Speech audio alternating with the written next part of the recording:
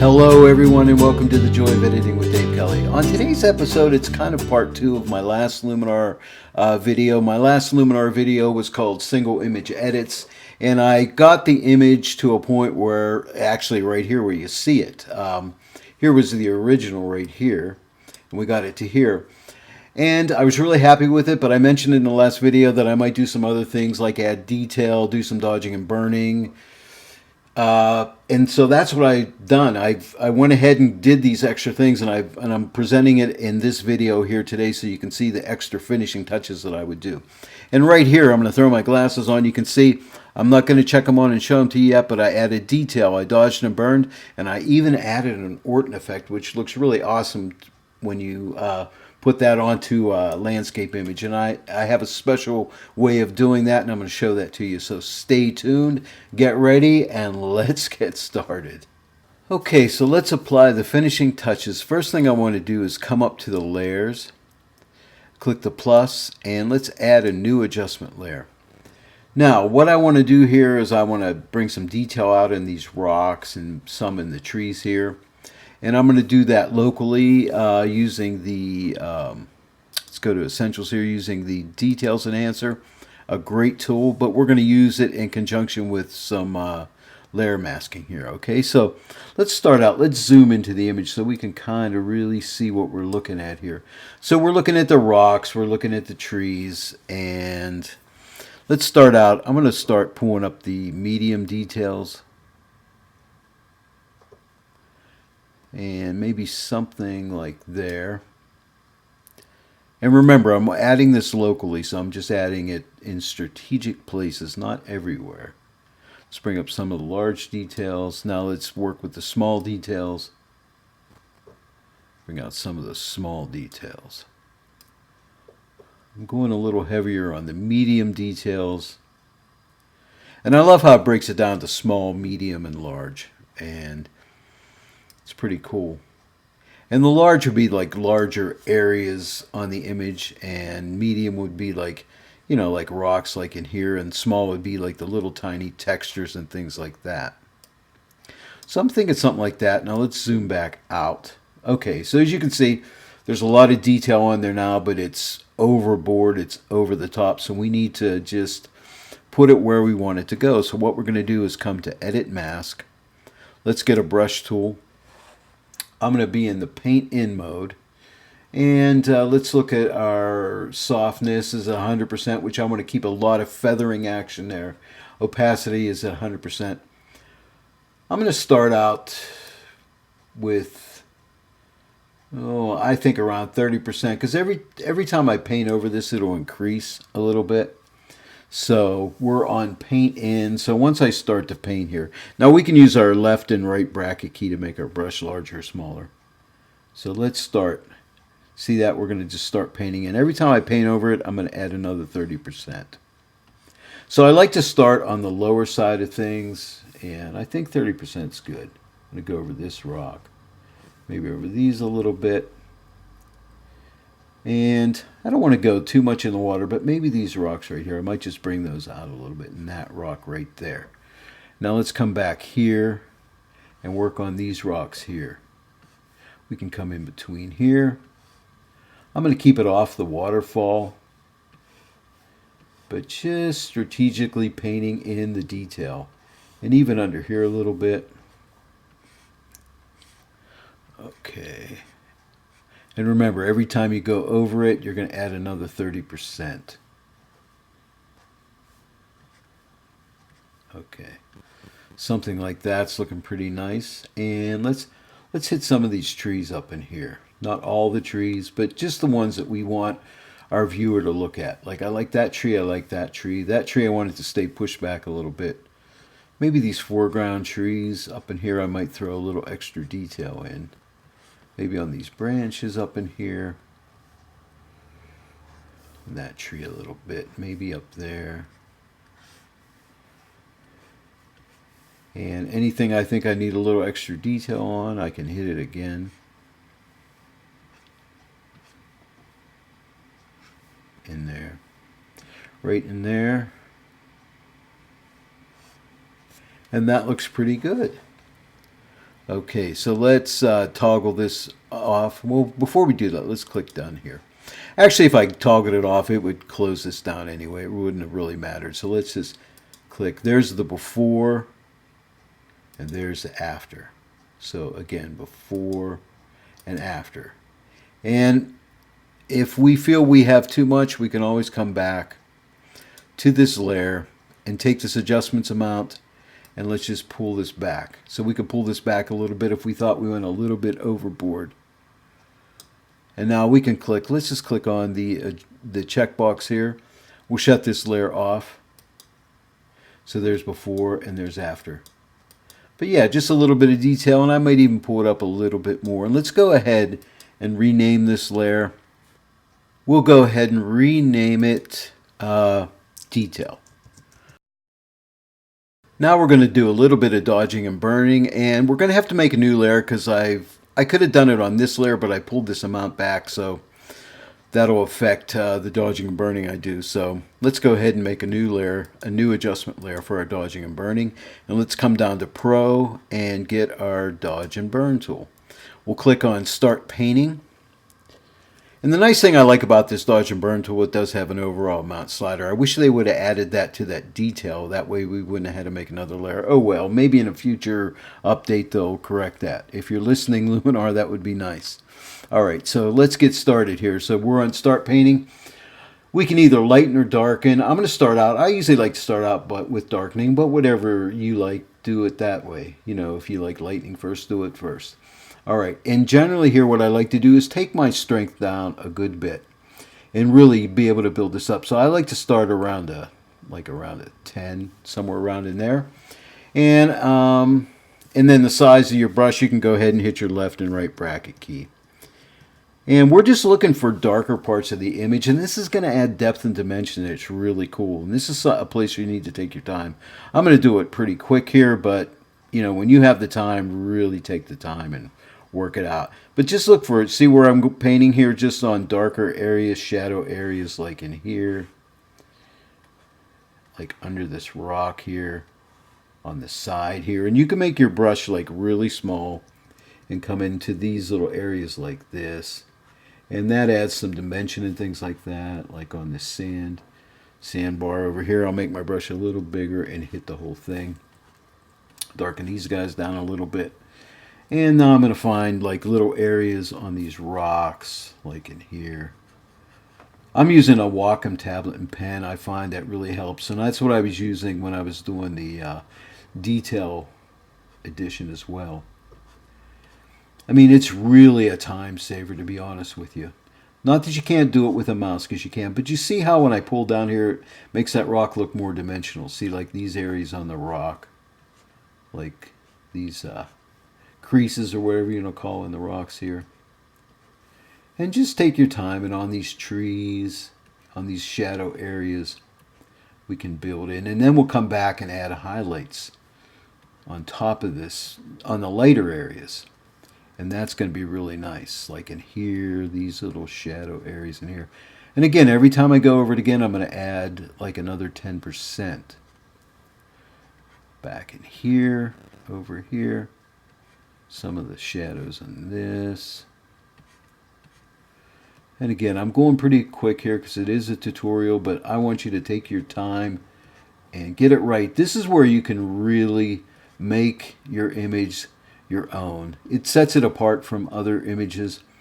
I mean, take that time and do this dodging and burning, because I think you're going to find it's really going to make your images stand out from the crowd, really. All right, so now I'm going to switch over to lighten, and it defaults at 50%, so I'm going to pull that down again to like 10%. Or 9, 10, whatever. There we go, 10.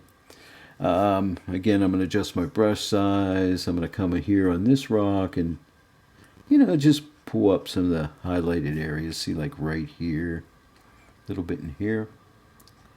Maybe on this tip here a little bit. Maybe in the water down here. Now, how about this waterfall? See, like there. I'm not going over the whole waterfall. I'm just accenting certain parts of it, like right in here. maybe in here, which is really nice. Maybe on some of these rocks back in here. See, I hit that a couple times, like right there on that rock. Maybe in here a little bit. Maybe across here. And just look for areas where you think it would look really nice, and then just paint over those areas, like in here. And now the trees, just like on these, on the foliage on these trees, but just the light parts, not everything. And this will draw your viewer into these points. So wherever you really want your viewer to look, these are areas where you really want to highlight.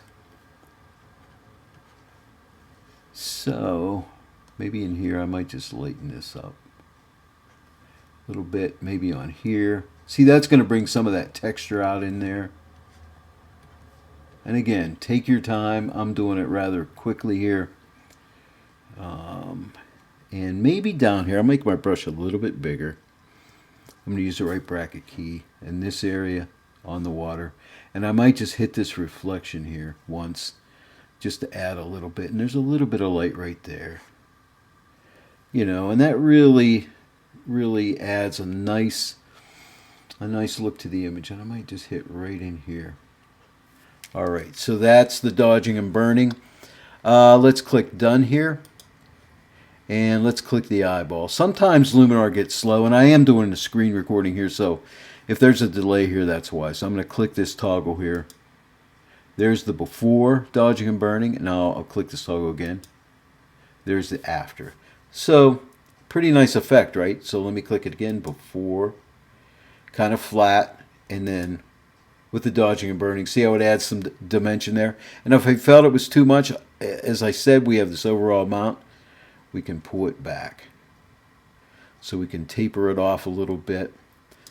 Because I don't know about you, but I tend to overdo my adjustments, and I like these overall adjustments or opacity adjustments that you can really ease off in your adjustments. So there's the before, and there's the after, and I'm really happy with that. So far we've added some detail on the rocks and in the trees up in here, and now we've added dodging and burning over the image, and I think we're looking really good so far. Before I forget, let's come up here to the layers and come to these three little dots here, and we're going to come down here to the rename the layer, and let's call this dodge and burn. Let's try one more thing and see if it works. I always like on a landscape image to try either the mystical filter or the Orton effect, just to see if it can add a little extra something special to it. Let's see if it works on this one, okay? To do that, we don't have to add a new adjustment layer, but being the fact that I called this one dodge and burn, and it's nice to go back in editing, I'm going to leave that where it is, and I will make another layer here, a new adjustment layer. Let's rename this layer and call it, let's call it Orton effect. Or let's just call it Orton. That way we'll know what's on all these layers, and that's really cool. So let's come down here to Pro. Or not Pro, actually. It's in Portrait and the Orton effect. If yours isn't open, you'll find it right under High Key. So let's click on the Orton effect. And you have two different types, Type 1 and Type 2. I generally use Type 1. Sometimes Type 2 works better. But we're going to start out with Type 1 here. We're going to take the amount. We're going to pull it up. I have a lot of layers here, and I am using ScreenFlow, so it's getting a little sluggish for me here. And I have a really fast computer. But anyway, here we go. So, as you can see what the Orton does, it adds kind of a glow. It adds some contrast pop. And let's click the toggle here. Is it affecting color? It might be affecting the color slightly. But I really like the overall effect that it gives. I mean, you can go crazy with it and get a really crazy look here. I recommend that you be careful with that. Let's also try Type 2, see what it does. There's Type 2. Yeah, not quite as contrasty. I do like that little extra contrast in there, but that's too much. But let's leave it up there, because here's what I'm going to do. And this is a little trick that I like to do when I'm using the Orton effect. And I like to come down to Edit Mask and click on Luminosity Mask. Now it'll take a second or two for this luminosity mask to figure itself out here. When it does, you'll see right here it'll pop up. So we will wait for it here. It should be here very shortly. Right there it is, the luminosity mask. It's a lights luminosity mask, so it's only adding it to the lights. And you notice how the effect got reduced a little bit, and it's only adding it to the lights, and that looks really pretty. Now let's click the toggle here. There's the before and there's the after. So as you can see, it toned it down. It kind of softened up my highlights, and I kind of like that. And then I also like to try it on the shadows. So if you come to this mask right here and right click it with your mouse and click invert, now it's going to apply itself to the shadows. And so that's going to give us a little different look. So now let's click the toggle. So there's the before and there's the after. Okay, so that's on the shadows. Now when it was on the lights, it made my clouds look a little softer, so I might like it on the lights. So let's go back and invert it again till we can decide what we want. Yeah, so now my clouds are a little bit, took it a second to engage, my clouds are a little bit softer back there. And then we can play with this amount some more. See, it gets real dreamy when you pull it up. But you notice now it's not nearly as strong when it didn't have that lights mask to kind of like put a governor on it, so to speak. So now we can adjust it to where it looks. Again, I don't want to go over the top. Like, I don't want people to say, hey man, you got an Orton effect on there. You know, I want it to be subtle, but yet add a little bit of a dreamy quality to the image. I think right there. Now let's click this toggle. There's the before, and here's the after.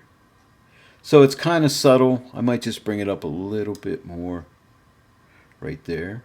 Let's toggle it one last time. Before and after. I like it, the Orton effect. So that is the final finishing touch. Well, there you go. This was a single image edit that I started on the last video. I had it to the point where I really enjoyed it, and then I thought I wanted to add some finishing touches. And here it is. Now, we don't have to do anything because we started this edit out in Luminar as a standalone product. So it's going to be in the library under single image edits. Right now I could just close out Lightroom, or not Lightroom, sorry. I could close out Luminar 4 and it would, all these adjustments would be saved right into it. And remember, all these adjustments we've done are non-destructive, so it's kind of like Lightroom in that respect. And that's why it can get a little sluggish at times, because it's really adding a recipe. It's not really baking these adjustments in until you actually export the image. Well, there we go. Finishing touches today. I hope you enjoyed this one. If you did, please like it and share it with your friends. And also, if you're not yet subscribed to my channel, please subscribe. I really appreciate it, and click the bell notification icon. And then you'll be notified every time I upload a new video.